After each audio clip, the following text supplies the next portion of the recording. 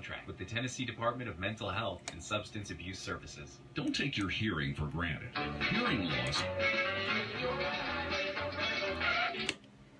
Yes, don't take for granted your hearing.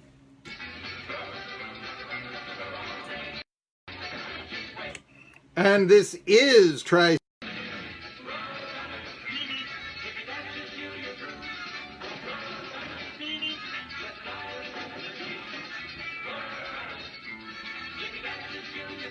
Remember when we had Bugs Bunny Saw Florida on the show?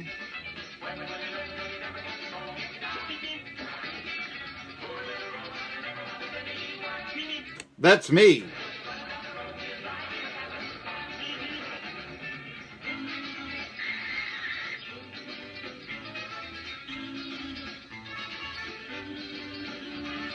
The Roadrunners Show. Remember that?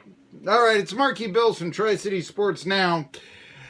I am the poor little Roadrunner because I never bother anyone. And today's show, SoCon John Hooper comes on at 1:30. We're going to talk about all things Southern Conference. And yeah, there's still a lot to talk about. Primarily basketball transfers. I mean, there is ETSU dropping 3 games to UNCG.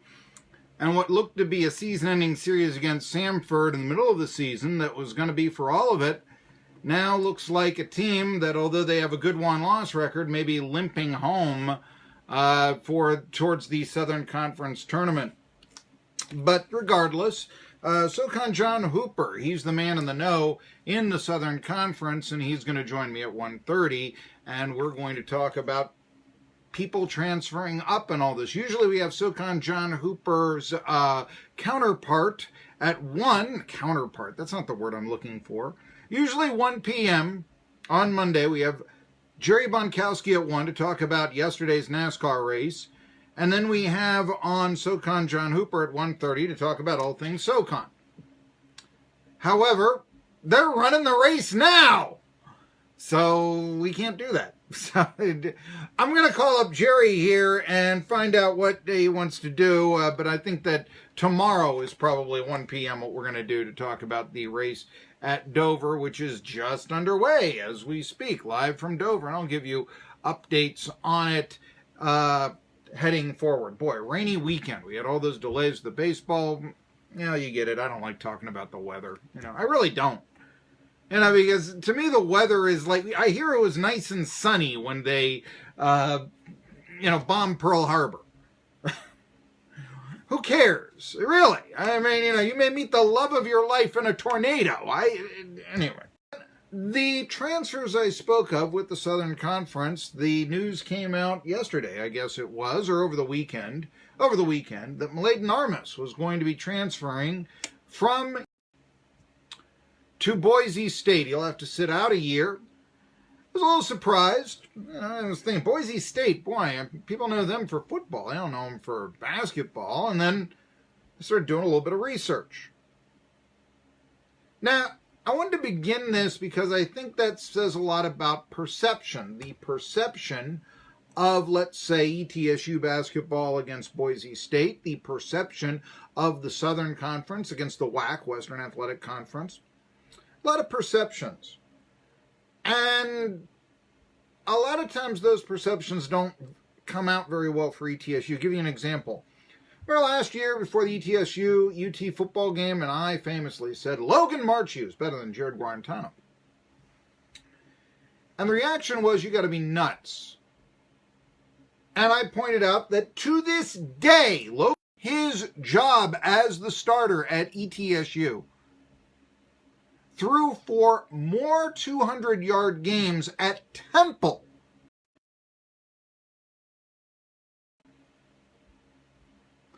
than Jared Guarantano has in pretty much 2 years as a starter at UT. Playing against the likes of, in addition to, yes, Alabama and Georgia and all this, Vanderbilt, Kentucky, ETSU. Teams like that. The second to South Carolina. I mean, these are teams that aren't as good as Notre Dame. Let's face it. But the thing that I would get is, well, if Marchie's so good, why is he at ETSU? Perception. Think about this now. We've got at least 3 starting quarterbacks in the NFL that I can name off the top of my head who went to FCS schools. I am speaking, of Carson Wentz, Philadelphia Eagles, got a Super Bowl ring. Joe Flacco, Denver Broncos, has a Super Bowl ring with the Ravens. And Ryan Fitzpatrick, who, yes, the Miami Dolphins turned to and said, maybe Josh Rosen is our quarterback of the future, but at least on opening day, you're going to be our starter, and we think you'll be a good mentor. After all, you went to Harvard. So the perception is this, and it's too simplistic. FBS good, FCS bad.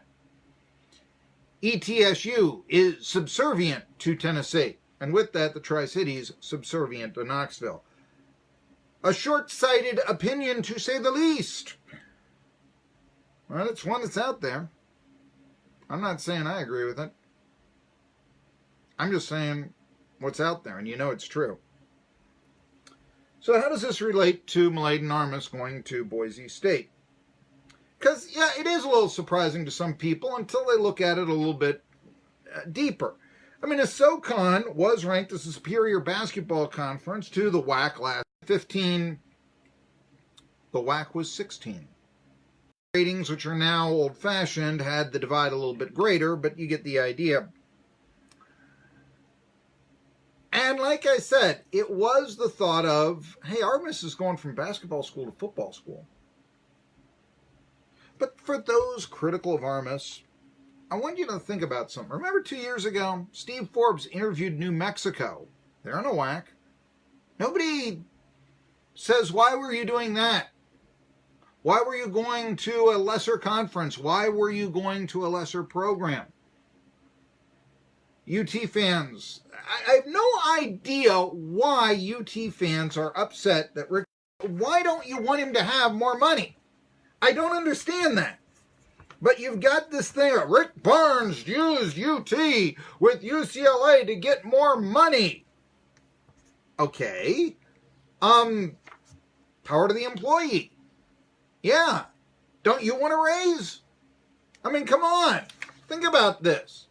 And yes, if one other entity wanted to hire you at a higher wage than where you're working at now, don't you go to your employer? I've been given this offer. Can you match it? Can you exceed it? That's all Burns did. I can't understand why people are upset with that. I can't understand it in the least. Anyway, for those critical of Armus, like I said, think about what Steve Forbes did. He interviewed at New Mexico. What is the difference? Armus goes to Boise State. That's in the WAC. Forbes, if they'll hire me, New Mexico will be better than ETSU. What's the difference? He'll get more than 24 minutes a game, which is roughly what he got, just a little bit less, but 24 minutes a game last year at ETSU. Remember, it's a crowded lineup, Gasson and Corley, and they're both 7 foot. And Armus has got to sit out a year, but come 2021, the Broncos don't have any big men returning that have actually played in the game. They have a 6'10 forward, but he didn't play last year. Other than that, no big men. So Armus is probably going to be a go-to center, one that may be able to get 30 minutes a game at Boise State. But I do think there is a disturbing double standard, be it at ETSU, the Tri-Cities, East Tennessee, or maybe even college basketball at large. Hey, what's good for the coach, Steve Forbes interviewing at New Mexico, is good for the player. Armus transferring to Boise State. And there are a lot of sour grapes, and you don't have those sour grapes, for instance, concerning,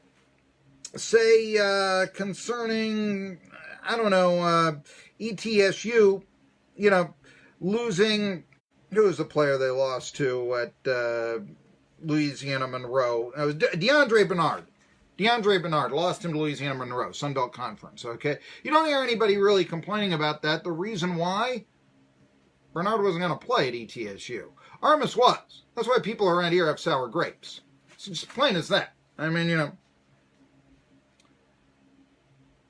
But Boise State was 13-20 last year. Before they were 13-20 last year, they won 20 games for 6 straight years. And during that time, by the way, they made the NCAAs twice with an at-large berth.